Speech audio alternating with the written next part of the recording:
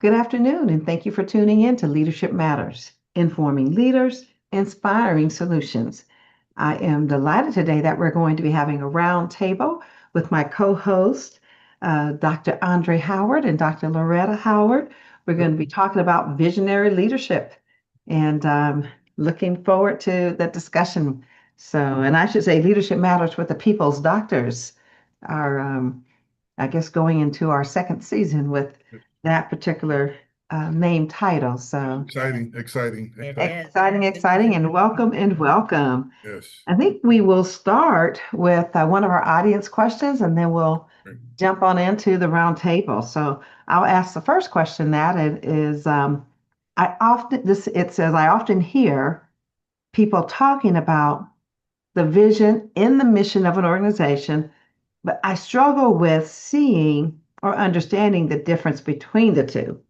What is the difference between an organization or a personal mission versus a vision?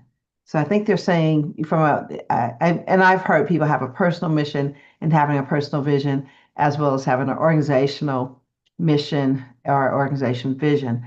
And I think they're wanting us to tease out maybe what we see as the difference between those. Dr. Dre, you want to start us off?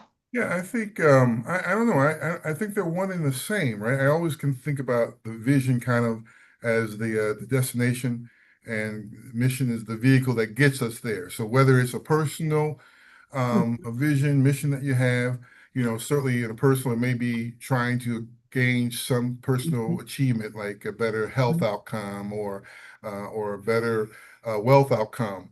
Mhm. And the way to get there, of course, is some smart planning, some smart investing, some borrowing from very rich people. From an organizational perspective, same thing. Again, thinking about the vision would be healthy children throughout southeastern Wisconsin communities. And we do that through teaching and providing resources and connecting resources to that community. So I kind of see them both in the same, but I always think about, again, vision as that destination and Mhm. then mission as that vehicle to get Mhm. you there, if that makes sense. Yeah, Dr. Loretta, thank you. Dr. Dre, anything you Yep. might add? Yeah, thank you. I agree with what Dr. Dre said, but for me, that vision is the future state, that ideal goal that I Mm, want it to be if everything is going to work out in an ideal world. mm, And for the mission, for me, it's always been the how we're going to get there. What are the steps I'm going to take to get to that ultimate goal that I have? So, and I believe that as far as an organization or personal, because personal could be, I want to lose 50 pounds. That's mm, the ultimate vision and goal. So mhm, how am I going to get there? Eat healthier, maybe exercise, those kinds of things, not mhm. eat 5 pieces of chocolate cake. Sounds good about right now. Okay. Yeah, no. Mm. Well, I'll have to confess, I just ate a ding dong. It's not All going right. Okay. Okay. Okay. to, which, which I have to do a better job on my strategies. It's interesting. So I hear the two of you, and I kind of dance in between and integrate. I think that the vision is definitely rooted in the mission, Dr. Dre. So I kind of hear where you're coming from, and I'd say, when we're facilitating people thinking about the two, you kind of have to come up with questions that helps them to be able to articulate the two. So I was thinking of the mission being like, what do you do? Who do you do it for? And Mhm. what's the value that you add to those you serve in society in general? So what's your purpose? Right. And then I think, as you both said, of the vision as the impact. When we've operationalized that mission, what's the impact Mhm. with regards to that we're going to see? I love that desired, stated picture of the future, Dr. Loretta, that you talked about. So I think I'd be on the same page with you. And I think the vision very often is what inspires the support because it's the Yeah. thing that says, it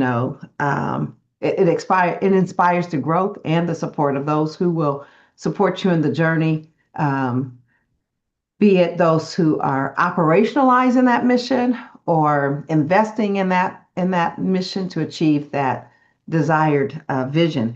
And I think of the how to, Dr. Loretta. as Yes. being kind of like the strategies, of getting there. All of them being really important. So a great question to get us started. So thank But you so much to the Dr. White, I audience. mean, it's Mhm. so many times we mesh those two together, right? Vision and mission, Mhm. mission and vision. And then, Mhm. we remember the exercise we used to always do, state your organization's mission statement and vision Oh, statement. yeah. Mhm. It's something like this or that. I mean, so it's interesting how we Mhm. truly think about mission and vision and how Mhm. we live that out. I mean, I'm not sure. There Yeah. seems to be a mismatch sometimes between Mhm. articulating that, being Mhm. clear about that articulation as well. So, Yeah, so I mean, that's I think is a really good audience question because I think so many times people do um, have a hard time teasing them out. I yeah, think in many organizations, when we're working to put together a strategic framework, we're going to look at what's your mission with regards to your purpose, and right. when you've operationalized it, what's the impact you're going to have, and then the values being how do you commit to behaving, conducting yourself, your guiding principles while you're operationalizing that mission in Yeah, order to get to the vision. right. So, Definitely. so what's Good. your code of conduct, one might even say, with those values? But I think the three of them together form a really good strategic framework Hmm. for having alignment and moving an organization Yeah, forward. yeah, definitely. Yeah, so Yeah. great. All Yeah. right, great. So, with our conversation about visionary leadership as a group, the question I have is, what does visionary leadership mean to you personally? Oh. Gonna go with you, Dr. Cheryl. Oh, okay. Um, hmm. So I think I'd like to break those two down. I think of visionary, a visionary person. I think a person can be very visionary and not necessarily be a visionary leader. There Mm. are people Okay. who can be forward thinking and develop a vision and actually be visionary even in their own life with regards to kind of starting with self. I think when you add leadership to that, leadership is I like Kunz and Panzer's definition. Leadership is the art of mobilizing others to want to achieve a shared aspiration. So I think the leadership part of that visionary leader is not only do I have a vision, but how do I articulate it? How do I share it with others, enroll others in so that they're mobilized toward accomplishing the vision? Good. I like that. What about you, Dr. Dre? Um, I think visionary leadership is really kind of a sacred responsibility, seeing what others haven't seen yet. And you Mm. kind of giving enlightenment, direction, insight, painting a picture for Mhm. folks. To some degree, you Mhm. know, visionary leadership is really both a gift and a burden. Huh. A gift in the sense that you have a great idea, you know where you want to go, you know where you want to be, but also a burden because there's a cost to be paid, right? Because you've got to sometimes define the pathway for others. You've got to get others encouraged to want to participate um, Mhm. in that vision. And so it can become really heavy Mhm. at times as well. So I kind of think about it in that sense, if that makes sense. Yep, Yeah. it does. Yeah. Okay. What about for you? Yeah, I like both of your answers. For me, and I like the way Dr. Cheryl broke that down because I hadn't really thought about separating the two with this question. But for me, the visionary leadership, it's someone who sees the future about making something better for Mhm. people. Again, when you talked about that purpose, there has to be purpose around us, something that is going to be fulfilling and making something better for people in some kind of way. But the leadership for me is you need to inspire people. I mean, they have to be inspired to want to even follow you. Like Mhm. you need to be so excited about what your vision is and what's going to be better for society, possibly as a whole. And then other people, when they hear it, they just are inspired. It's like, yes, we want to Mhm. help you get to that goal and we want to help support that. So to me, a visionary leader, they see that future, but they can inspire others to also kind of see that vision and want to help with it. Yeah. And see, Mhm. that's where I have maybe a tough time Mhm. thinking about, and maybe I heard this wrong. I think in our last week's show about the visionary leaders, Mhm. visionary leadership, everyone can be, and maybe that's what you were saying also, Dr. Cheryl, is that not everyone can be a visionary leader.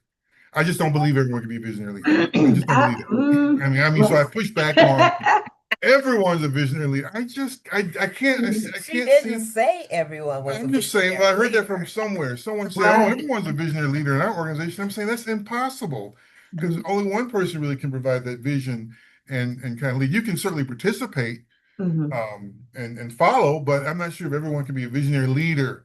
It's, Well, I'll say it's possible. oh, really? No, Okay, not okay, okay. things are happening every day. I think, well, I think that not so much that everyone is a visionary leader.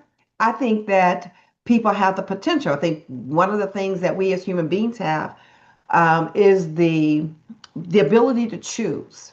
Okay, Hmm. okay, And so I may not necessarily have a personality that predisposes me to be intuitive and therefore more visionary in my actual thinking, but I can be prompted and to think in ways that then triggers visionary thinking. I may not naturally have the inclination to inspire people, as Dr. Loretta was talking about, and to get people to want to achieve shared aspirations. But I could go to leadership training and I could put the energy and the effort into becoming. And so yeah. Yeah. I think there are some aspects of our personality Mhm. that may help others be more predisposed to Yeah. doing these things with greater ease. Yet I Okay. think the potential is there because human beings have that wonderful gift of choice Yeah, and they yeah. can then put the energy into, learning to do some things that they may not necessarily be as one might say gifted in initially. Okay. Mhm. But can we agree there Mhm. can only be one visionary leader in an organization? No, I I mean, can don't. we No, agree to that? No, I mean, no, no, we we're not, cannot agree to no, that. no, No. I don't. No, I don't Mm-mm. agree to okay. that. All right. Okay. Okay, there is, okay, organizational hierarchy. There's the CEO, and then you've got Right. other people, vice president, all of Mhm. that, right? And then you've Mhm. got that one leader at the top, but that doesn't mean that there are not other people in that organization who also have a vision and could be Yes. leaders too. Maybe their vision is going to be a separate vision and they might break off Mhm. and start their own thing, but they can't Yes. be a visionary lead. They might be inspired by that CEO and have a wonderful idea and go off Yeah. their own thing. Okay. So So you got there two can or three. definitely be more than You can one. have two or three visionary leaders in an organization. Yeah. Absolutely. And in fact, I was reflecting today and I was thinking that that is probably my shortcoming.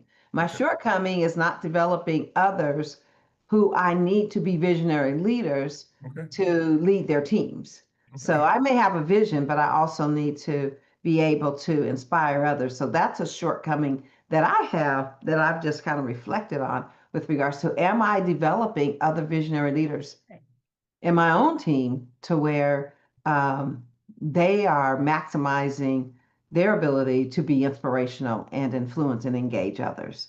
Mhm. So All right. more to talk about and discuss with regards to visionary leadership and how we can support each other and others in our listening audience in becoming better at visionary leadership. So please stay with us. We're going to take a short break, but we'll be right back with more on Leadership Matters with the People's Doctors, informing leaders, inspiring solutions.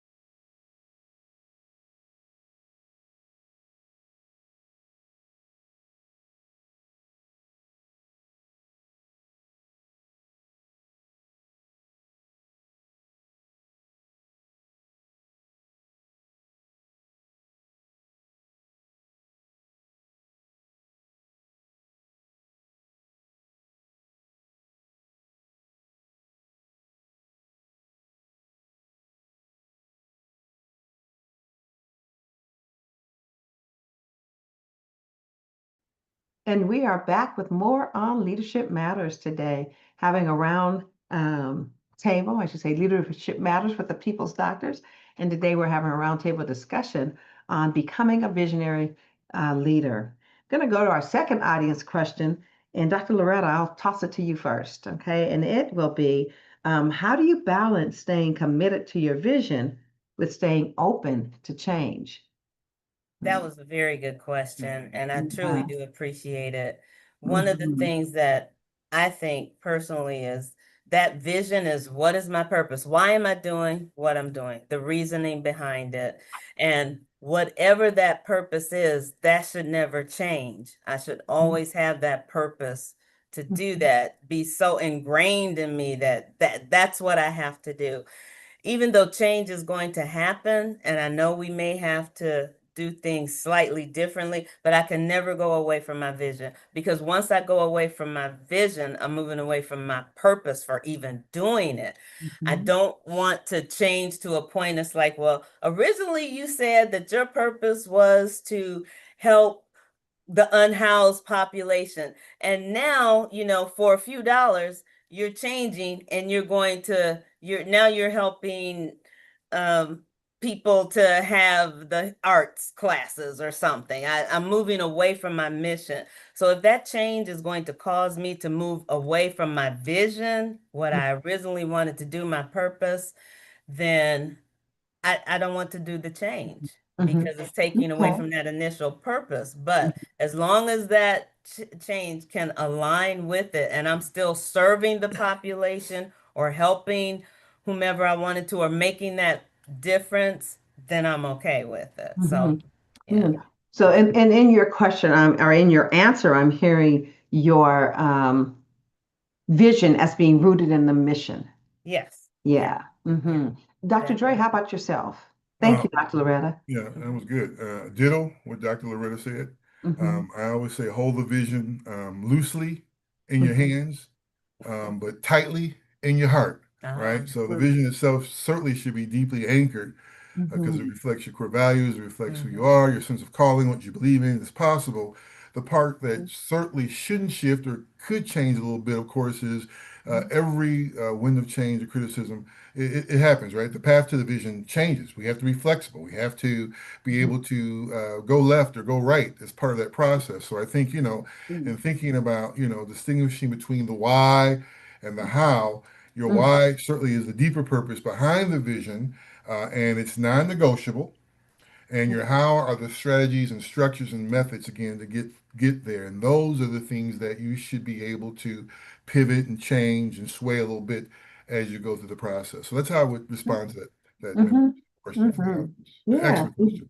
Yeah. And I like both of your responses. The non-negotiable word kind of stands out as I might be a little bit more flexible in that as we grow and as we become more aware, um, then my vision and my mission might shift, but it should not be blowing in the wind. I should have that North Star, and it should certainly guide me in deciding. It's kind of like when we talk about that strategic filter at the beginning, that strategic filter allows me to think about, okay, Right. does this thing, whatever it is I'm looking at doing, this new path, I like the word path that you use, Dr. Dre, there too. My path may change, um, yet my strategic filter, does this thing fit into the mission, the vision, and the values? If it Mhm. doesn't fit my mission, vision, and values, then I need to um,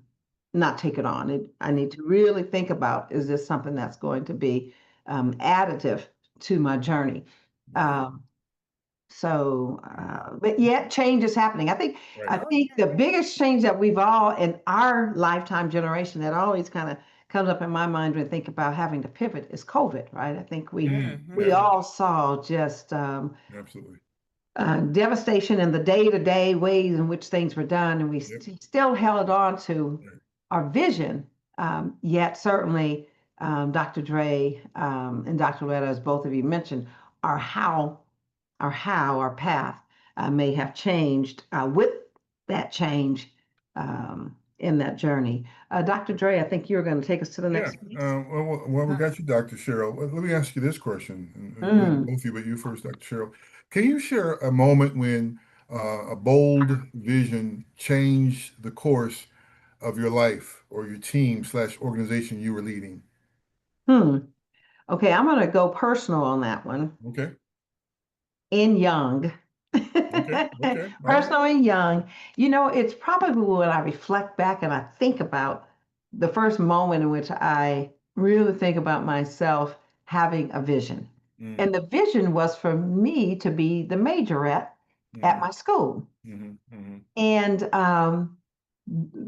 the thing with that is that I had been exposed, and at my high school, I've been exposed to twirling a baton when I was like in maybe first grade. And mm, I had no further training, but I had my own little fat toy baton. But somewhere in my vision, I took on this notion that I wanted to be a majorette. And okay. I had this vision that I wanted to be a majorette. Well, our school had a band over 100 people, and they only had one majorette. Oh, And Wow. I was bused to my school. Mm, But in somewhere in my essence, I wanted to be this majorette. And so I was practicing and I would share this vision with others. And they would say, girl, ain't nobody gonna let you be no majorette at that school. School was predominantly white school. I was yeah. bused Yeah. to that school. And they say, hey, not gonna have no little black child, bust black child lead that band. Mm, But my vision supported me in looking beyond my circumstances to the possibility that I might be able to do this.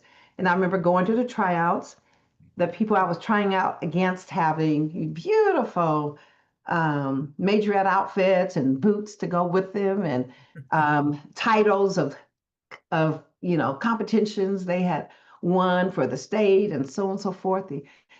And I sat there with a little top and a pair of gym shorts and tennis shoes and but in my mind, I had this vision that this is something I wanted to do. mm. And I was amazed when we got the phone call that I actually was the majorette for oh, Wow. this for wow. the school. Awesome. And yeah, and it was an exciting moment because I looked beyond all those circumstances to this possibility. It was a scary moment because I thought, oh Lord, can I really do this? Right. Right. Right. Right. But you know what? I always say God always provides because there was a young lady who transferred to the school. And before the school started, her parent was like on the school board. And they asked me if she could be majorette with me. And I said, sure. And she and I were majorettes together. I learned from her. She learned from me. I Mm. actually learned how to twirl fire. Wow. And yeah, it became really a wonderful situation. But I would have never, ever put myself in that space had I really looked at the reality of the situation. I did not have any formal training. I did not have a fancy outfit. I did not have a fancy title, you know. Right. But it changed my trajectory and my being able to achieve that only because I believed. Right. Absolutely. You're Mhm. kind of vulnerable to some degree, Dr. Cheryl, Right. doing that. Yeah, Wow. Okay. yeah. And again, push back. I mean, visionary leaders being vulnerable. Okay. I get it. I'm getting it. Okay. And Okay. yeah, I and get I it. think at that moment, I don't know if I would have called myself a visionary leader, but I would call Okay. myself a Okay. visionary person Okay. and Okay. maybe first Okay. step leadership leading myself. Yep. Okay. Absolutely. Yeah. Okay. I like it. I like it. Mhm. Dr. Loretta, how about you? Share a moment with when a bold vision changed the course of your life or a team.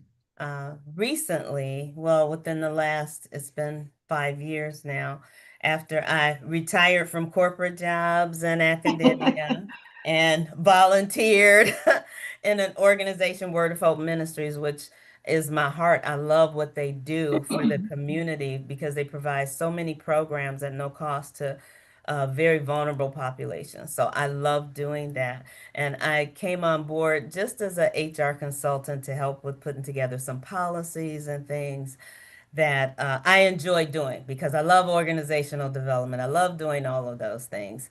But in 2023, Bishop McClellan, who is the president of Word of Hope Ministries, as a matter of fact, they'll be celebrating 30 years in May. He came to me and asked me to be their executive director. I had never been the executive director of a nonprofit organization. I had never worked in a nonprofit organization. I was strictly corporate, for-profit types of organizations. And I thought, really? You want me to do what?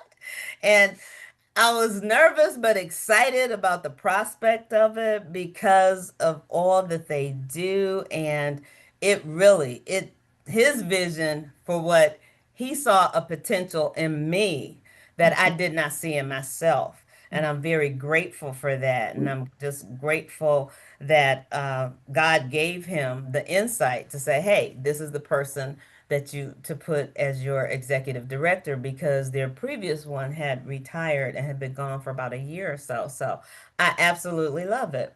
I Mhm. love all the interaction. Believe it or not, I'm not this big networker person, but I have met so many people in all kinds of roles and in our local community, politicians, all kinds of people, and they all know the good work that Word of Hope Ministry does. And I love it, but I didn't see it for myself, and I was very nervous about Mhm. that and thinking, maybe, I know he said it, but it's like, Lord, did you really lead him to me? So it was one of those questions, some Mhm. self-doubt, but I've been doing it going on 3 years now. Absolutely love it. And I can see the difference that Mhm. it makes in the community that we serve and the individuals who come through our doors. And just to be helping a Mhm. very vulnerable population who needs that help Mhm. in all aspects. I Mhm. absolutely love it. But yeah, so it that made a difference because someone saw something in me I didn't see in myself. Mm-hmm. Yeah, and I just want to just go back to something Dr. Dre has said, and then you just triggered it with him believing in you. It's kind of Mhm, like our having leaders who Mm-hmm. have a vision mhm. and them sharing that vision. Yeah. And then we too can be called upon to be visionary in our roles because now you're leading with vision Yes, and Right. your vision's aligning with his vision, yes, which is, I think, one of those things we want to think about as leaders is developing that visionary ability in others. So, um, responding to Dr. Dre's earlier questions, can there be more than one visionary leader Absolutely. in an Yep. organization? Hopefully, there are several yes. because Absolutely. we Absolutely. want our leaders to also be able to look beyond what is to the possibilities in a way that aligns with the greater vision. Yeah, Absolutely. I love it. absolutely. Yep. Mhm. Great. Yeah. Yeah. Great. All right. What Mhm. about you? Well, I know we're almost close to a break, but quickly again, my younger years had led an organization. We did various social services, housing and foster treatment for children in the state of Wisconsin. And we just one small organization. And really, the thing that continues to pound me from time to time is this collective impact. What impact is our one organization having on a community? And we certainly could point to success stories.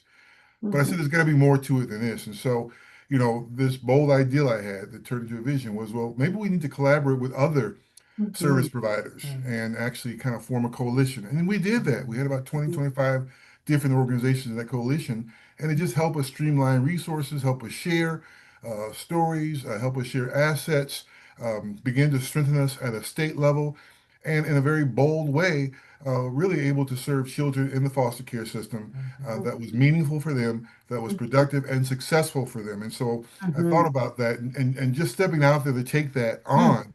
As Mhm. I think about it, I said, boy, I was pretty bold back then. What was I thinking Mhm. about? But, mhm, I knew something had to change. I knew something had to become different. And so Yeah. when I think about that bold vision that really changed Mhm. the course for me, it's Yeah. like, even me starting out in that career, I can have a voice. And that's mhm, exactly what I did. I used my voice and we Mhm. made some things happen as part of that process. Yeah, I love that. And as you share that, I think of the collective impact of like Yes. Head Start. I was not a Head Start baby, Yeah. but I've been under the leadership of our CEO, Mr. Rudolph Johnson graduated from Head Start. We have a number of other leaders within our organization, but also across the nation. When you look at the collective impact of Head Start, just a fabulous impact. Absolutely. And then Dr. Loretta, when we think about nonprofits just across America, Yeah. the impact that Yeah. they are having and doing good and Absolutely. impacting our communities. We're going to take a short break. And when we come back, begin to share a little bit more with regards to, how we can inform each other and continue in that journey of becoming visionary leaders. So please stay with us, and we'll be right back with more on Leadership Matters with the People's Doctors. Informing leaders, inspiring solutions.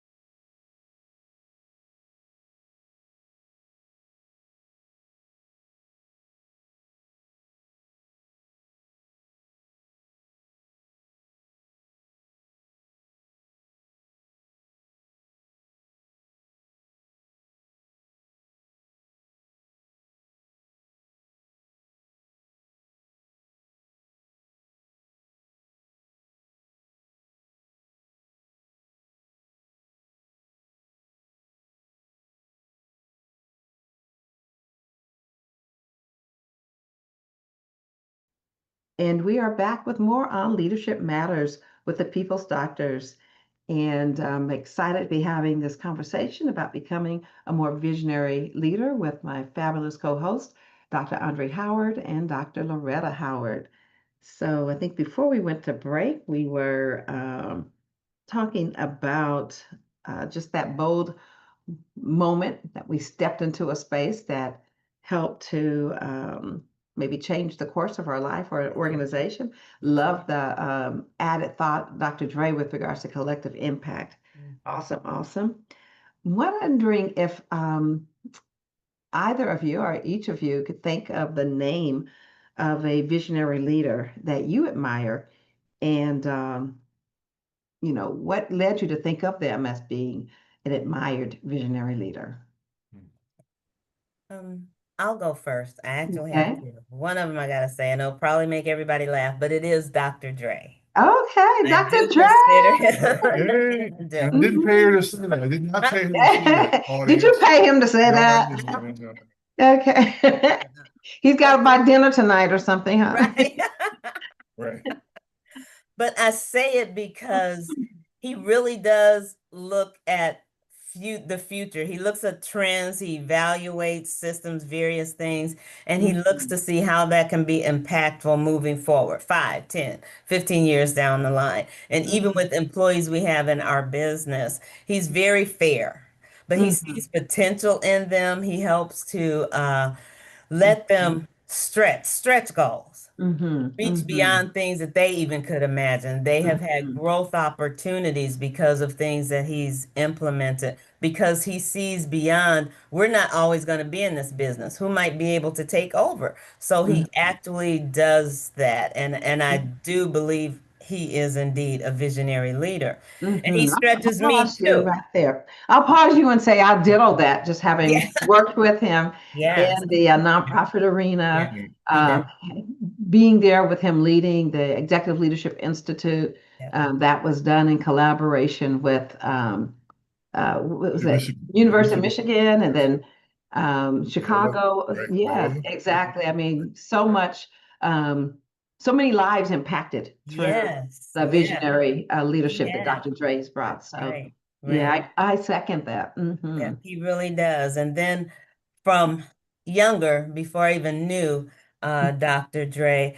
Mhm. I had learned about Dr. Janetta B. Cole. Mhm. And when I first heard of her, she was the first Black female president of Spelman College. Mhm. And I read about her and I was so inspired with what she did. And she was this first Black female president of a college, and she broke down barriers. And her whole thing, she wanted people to be involved with civic engagement, global awareness, ethical leadership. And she believed that you use education to change the world. She Mhm. Mhm. inspired me so that I decided I am going to go on to college because I didn't go right out of high school. I was working at the time, but I decided to go back to college and I said, I'm not just going to get a bachelor's degree.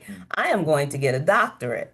Didn't know Mhm. how long it was going to take me, but I was so inspired by the things that she did. And Mhm. I thought, I want to make a difference. I don't Mhm. just want to get the education just to say, "Oh, I got this degree." I really want to make a difference and be impactful and help others and then bring someone else along as Yes, well and let them know absolutely. that they can do it. I got there an untraditional way because I didn't go to college right out of high school, but I was so inspired by her and I thought people have come into my lives and I'm let them know that it's not too late. You can still Mhm. fulfill that dream. It doesn't matter. So, but Mhm. she inspired me so with that. And that's why I considered her a visionary. Because of her, I decided to go until I get earned a doctorate Mhm. degree. Wonderful. Thank you. How about yourself, Dr. Dre? Yeah, I think again, I think a couple again, I've got to give kudos to my better half, my Loretta, as well. She inspires me too as well. I mean, grit and just determination to get things done. That Mhm. certainly inspires me. And Dr. White, I've got to give kudos to you too as Yes. well. I mean, if Mhm. you hadn't met this guy you couldn't miss that you described, the real tall guy at a conference, you can't miss him. And just the bond we've had and the knowledge I've learned from you has been inspiring and very powerful. So my hat's off to both of you as well.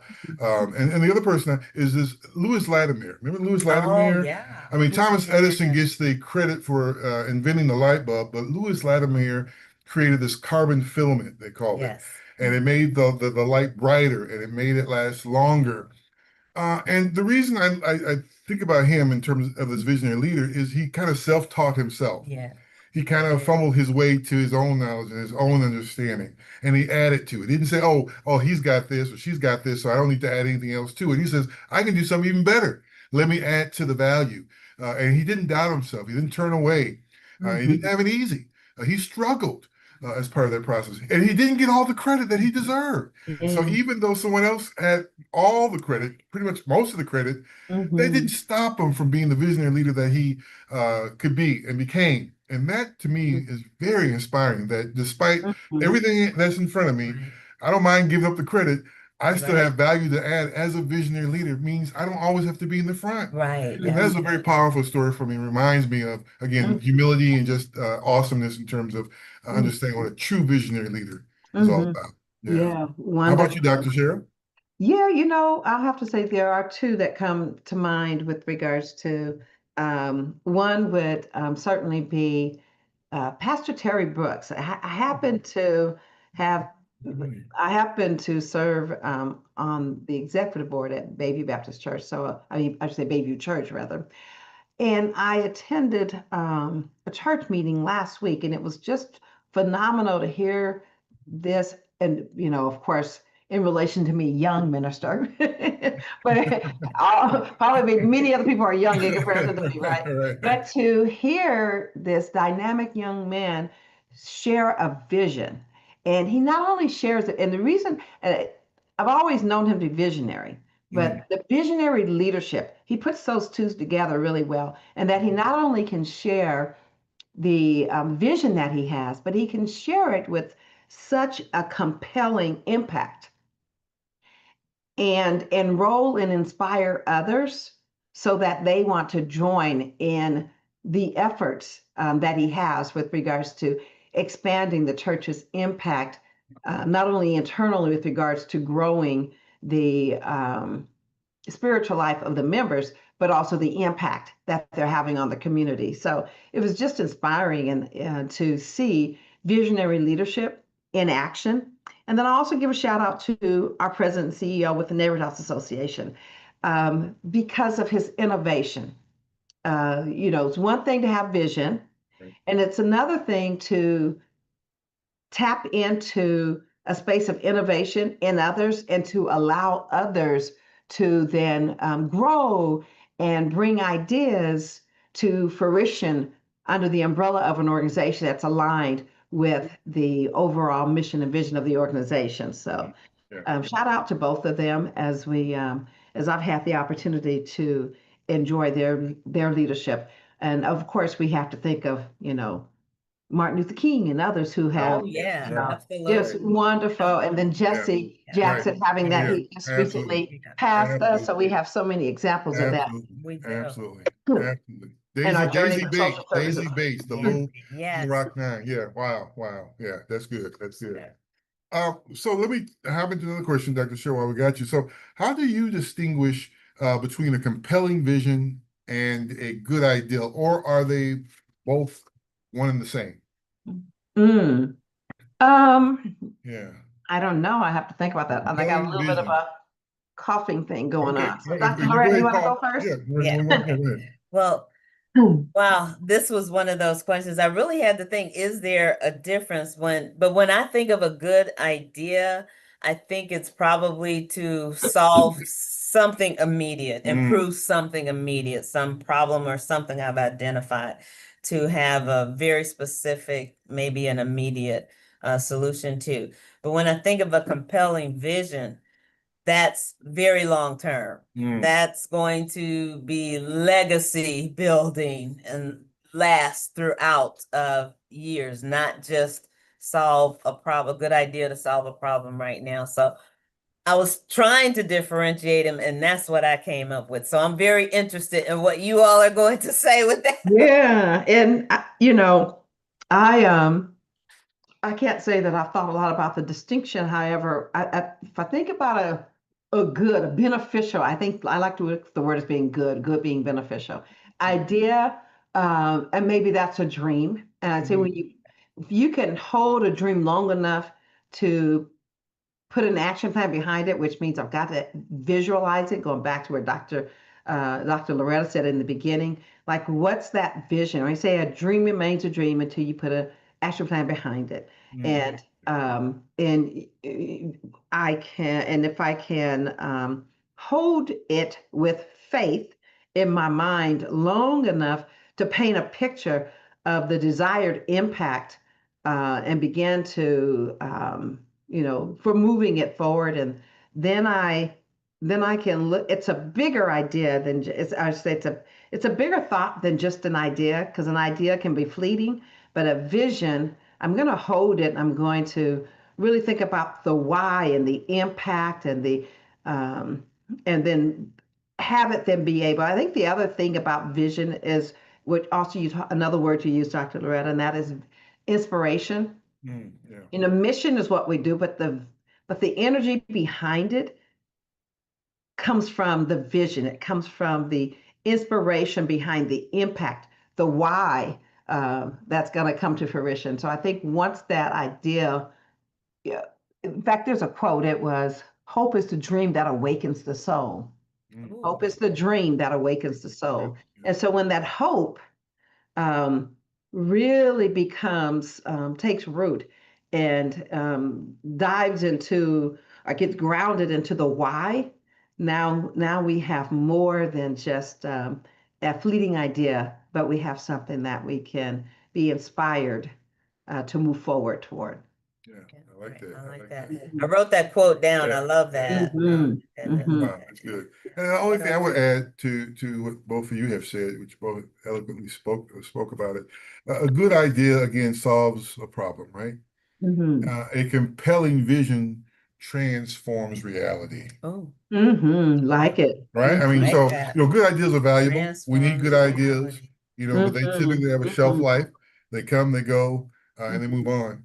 But that vision, the compelling vision lasts, right? That's the glue. That's the stuff that makes the cake Mhm. That's what you can stick to. That's what you go back to remind yourself, again, this is what we're focused on. This is what we're all about as part of that Mhm. process. So I kind of see it in that way, if that makes sense and Yes. everything. So Mhm. you talked about that chocolate cake, 4 pieces of chocolate cake. And so I'm thinking, No longer 5 pieces. oh, it was four. Okay. All right. I sure would love a piece of that chocolate cake now. But again, the good recipe, right? The vision in terms of how you make that is wonderful because it's consistent, it stays the same and everything. But again, thinking about how would I like it? Would I like some ice cream with it next time? Would I, Mhm. just eat it by itself? I mean, I think, trying to make Mhm. some kind of paradigm out of all of this. I think, again, Mhm. keeping in mind that good ideals are there, but the Mhm. vision, it stays. It doesn't change. It's very rigid to some degree. So, yeah. Agreed. Mhm. Okay. Mhm. All So, right. And I think we're coming up to a break, Dr. Cheryl. Yeah, so wow, when we come back, maybe we'll give some final thoughts on becoming a visionary leader. What might be some tips and thoughts that we might equip our audience with, Dr. Dre, Dr. Loretta. So please stay with us. We're going to take another short break and be right back with more on Leadership Matters with the People's Doctors, informing leaders, inspiring solutions.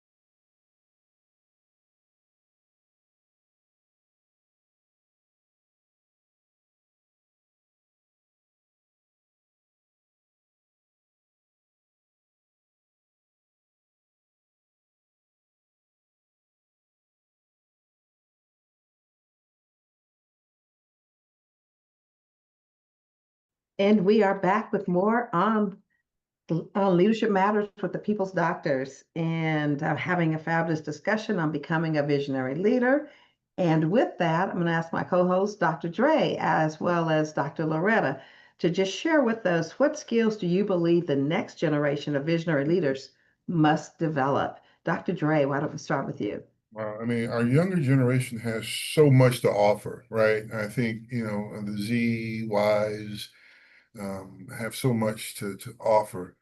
And I think so many times we do take them for granted, right? I think there's this generational divide. I mean, you think about the traditional workplace. You've got the moonlighters, you got the baby boomers, you got the Xers, millennials. I mean, the Z. I mean, you've got so Alpha. much in there in terms of the Mhm. generations.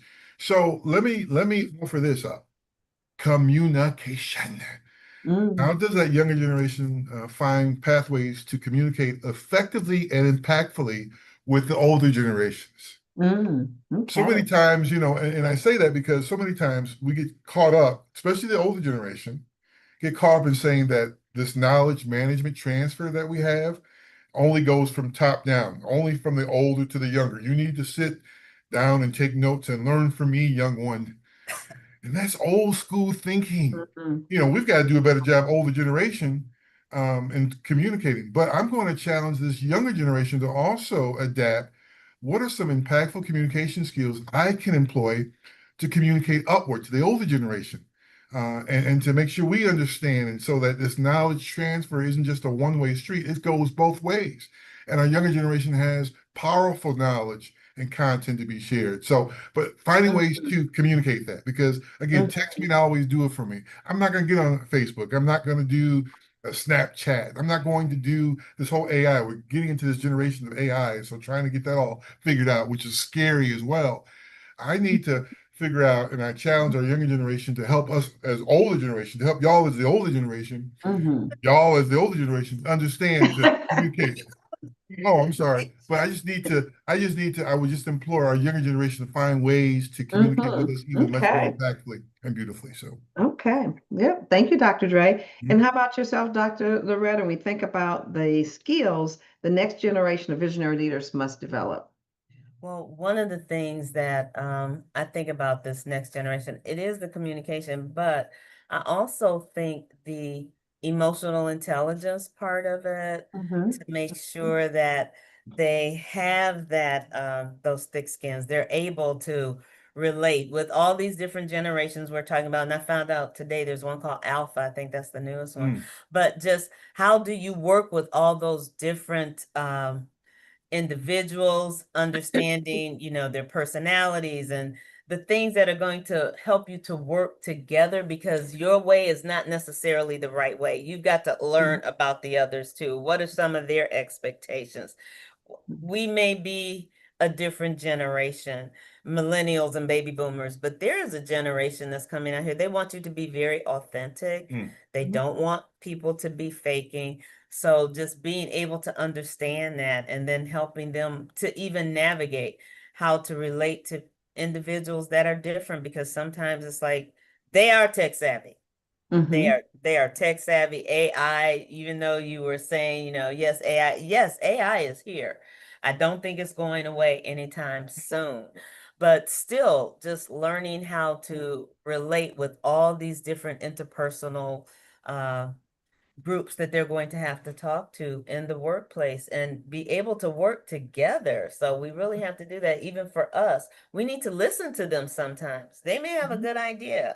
We don't, just because we did it this way for 30 years doesn't mean that there might not be even a more efficient way to do it, but to listen to them. So a part of what you said, communication, we have to learn to listen to these other generations, see what it is that they want to talk to us about. And we need to learn to trust each other, having that trust factor. Because sometimes it's like, oh, they're young. They don't know what they're talking about. And they're looking at us like, oh, they're old. They don't know what they're talking about. But we really need to get together and really like have some of those discussions and things. Yeah, I think both of those are real important with regards to communication and emotional intelligence. I want to underscore, that when I think of where we started with visionary leadership, our uh, one might say next generation of visionary leaders. I think really understanding that vision is one thing and leading others is another. And leadership is what both of you are talking about. It's a relationship. Yes. And communication is to a relationship what breath is to life.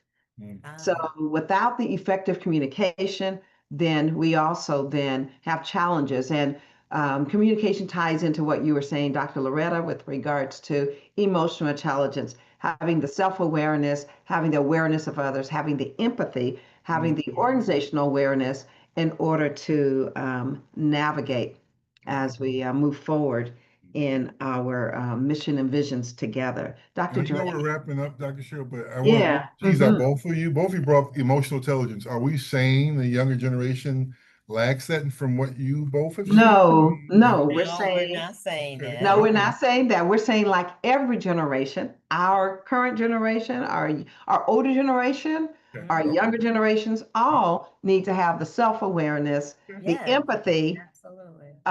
to be considerate of themselves as well as others. Okay. All right. I just want to make it plain because I don't want any of our audience listeners who might be the No, younger you're generation. agitating again, but that's okay. We Okay. All right. All right. Hey, I know we're wrapping up here. Here's one last question. Okay. This will be kind of our question we're going to start asking our guests in future shows. If you Mhm. could give your younger self one piece of leadership advice, what would it be? Dr. Loretta, you want to chime in on that one? You could give yourself, younger self, one piece of leadership advice. What would it be?